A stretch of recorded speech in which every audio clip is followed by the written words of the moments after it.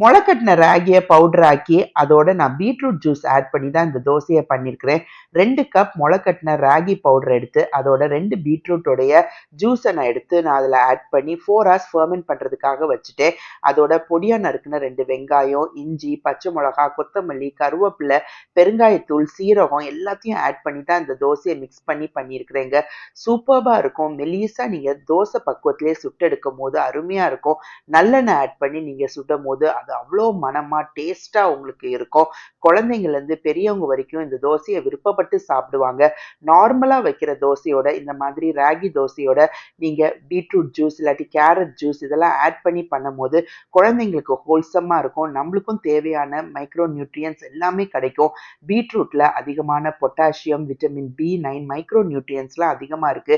Fibre கன்டென்ட்டும் அதிகமா இருக்கு. ராகில calcium அதிகமா இருக்குங்க. இதோட தேங்காய் சட்னி சூப்பர்